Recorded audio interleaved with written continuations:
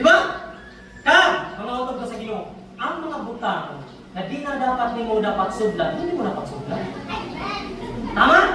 Kay sometimes sa mga butang, sa mga lugar, may mga mali na tao, may mga mali na lugar, may mga mali na mga advice, hindi ka na magpamati na. Sunda ang Diyos. Amen? Kaya sometimes ito, hindi pastor, amo niya dapat. Amo niya kinasundin ko. Hindi sis, amo niya, inbibitang. Tama? Sometimes kita, ginatuluan, pero ginadecline pa na ito. Hindi pastor, wala pa kabalo, pastor, saan niya, di ka sa akin na kabuhi.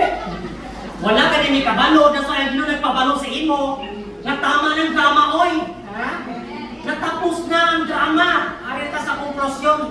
Di ba? Sometimes may mga tao mahigin na, hibian pa na ito, hindi na dapat itong supposed to be hibian. May mga tao nga, ginarikul pa sa itong pamisahon, hindi na dapat pagrikulon. May mga tao nga, hindi na dapat itong pagtsatan, pagtitsan. Oy, maligwa ka. May mga tao nga, wala na dapat dapat. Pero, pinabalik-balik pa na ito. Wala ko ginagawa, wala yung next ko ginagawa. Di ba? Mga utod ko sa Ginoo, it's a reminder from the Lord.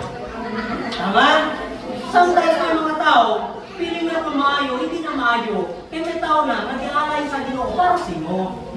Tama?